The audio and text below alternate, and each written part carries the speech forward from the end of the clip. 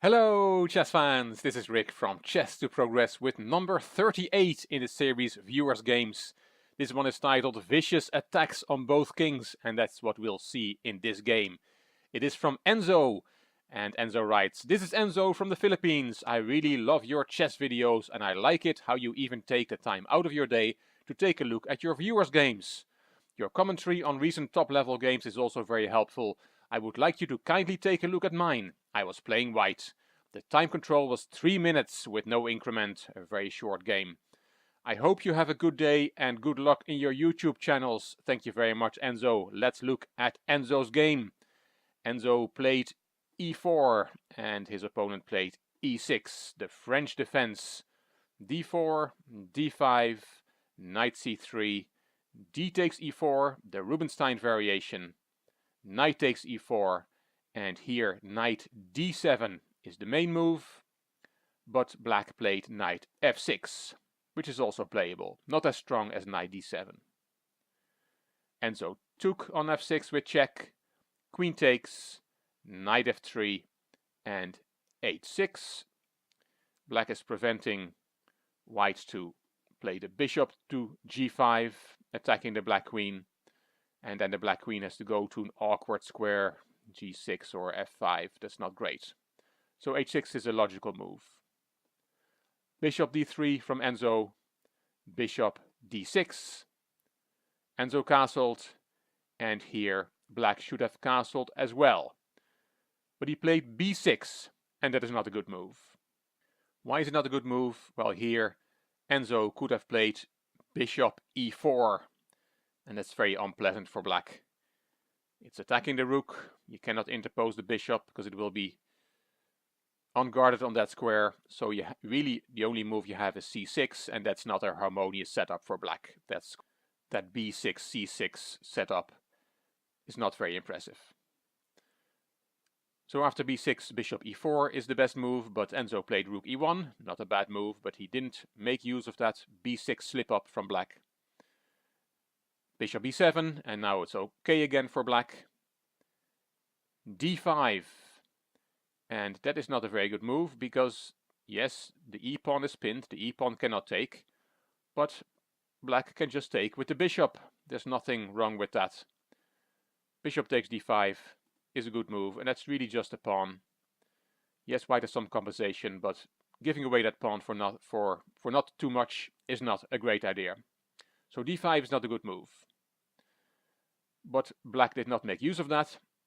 He saw the pinned pawn on e6 and he decided to play e5, and of course the pawn is still pinned there as well.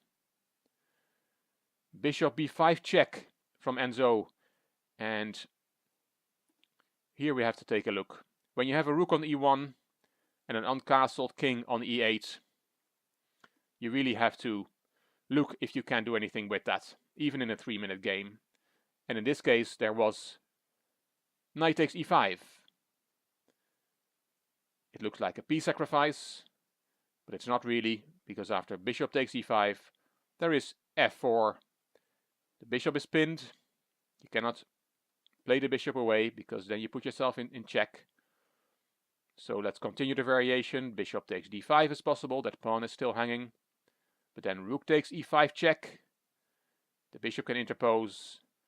But then we have queen f3, hitting the rook in the corner. c6 has to be played again, and then something like bishop d2.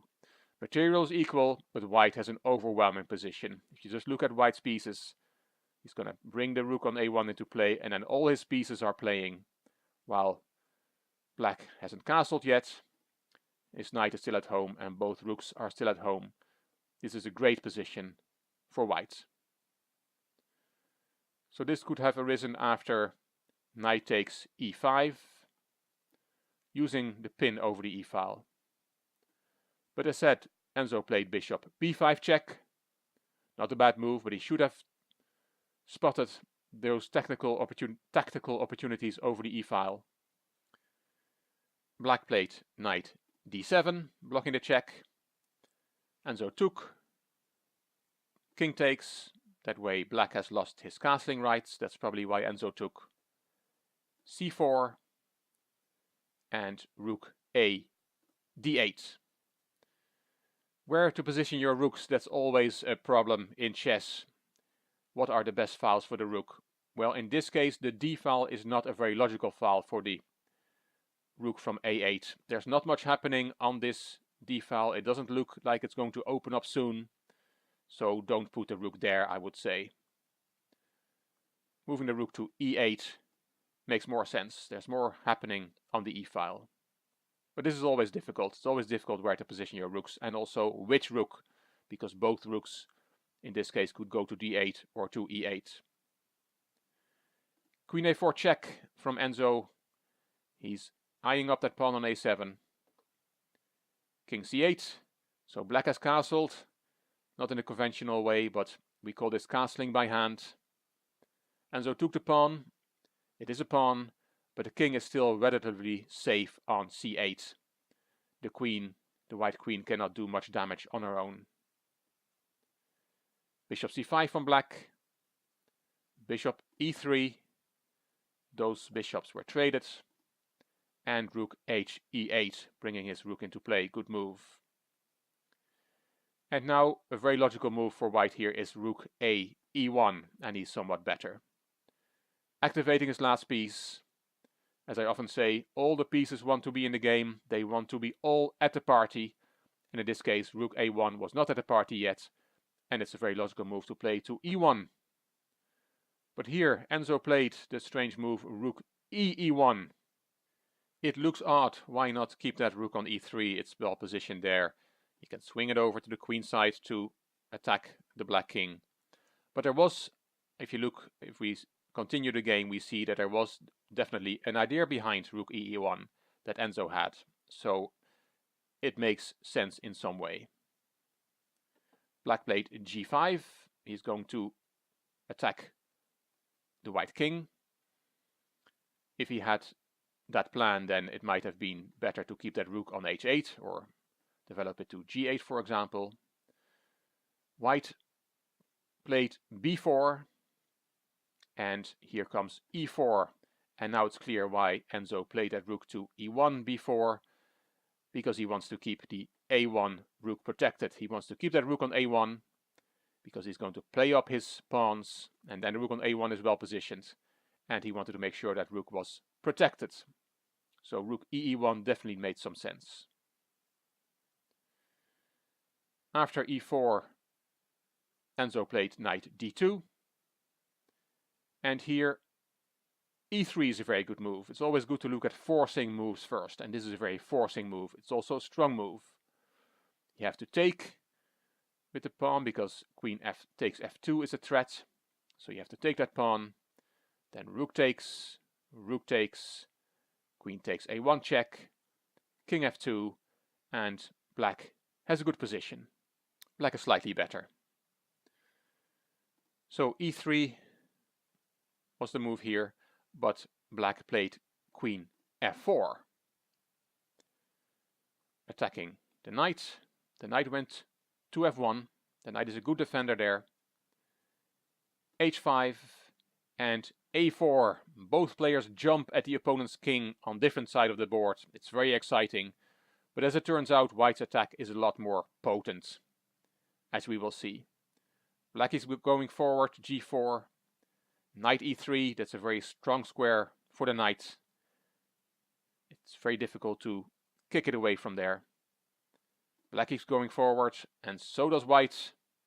g3, and white just decided to take twice on g3, and that is perfectly okay. The white king, looks very unsafe, but actually he has enough defenders around him.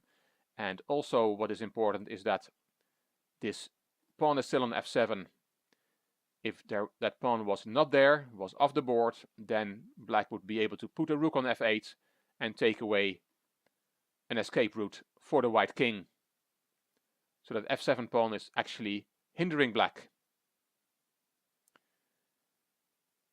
a6 was the strongest move here, winning the bishop. The bishop has no squares. But a takes b6 was played by Enzo, and it's good enough. C takes b6, and there comes c5. White's attack is very strong. b takes c5, b takes c5, there rook h8. That rook went to e8 a number of moves ago, so it took him 2 moves to get the rook back on h8 where it already was. White's attack is decisive.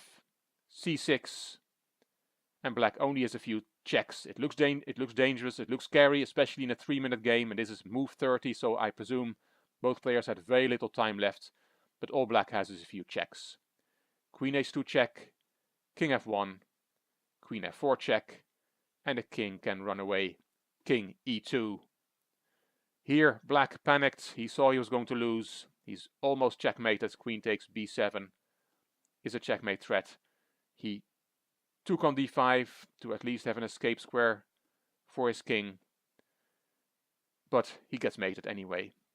Queen takes b7 check, king d8, and the last move of the game, rook a8 check.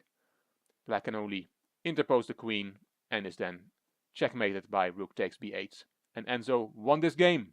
Well done, Enzo. Both players were rated above 1700 on chess.com, so they're good players, and this was a good game, especially for a 3-minute game. It was exciting as well, with those attacks on both sides on the opponent's king, but White's attack was a lot quicker. A few learning points, a few chances missed by both players, and I hope you learned something from it. Thank you, Enzo, for sending me this game, for sharing it with the Chess to Progress community, and well played. Hope you enjoyed Enzo's adventure in this game. If you did, please give the video a thumbs up. Please subscribe to the Chess to Progress channel. Please leave a comment. And if you like the video, it would be great if you could share it on social media. You also may want to check out my Chess to Impress channel. The link is in the description box. This is Rick from Chess to Progress. Thank you for watching.